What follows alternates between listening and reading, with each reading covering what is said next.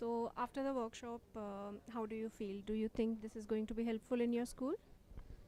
Good afternoon. It was an amazing workshop and it enlightened us, and I'm sure this is going to bring a change in the education system and in our society too. Thank you.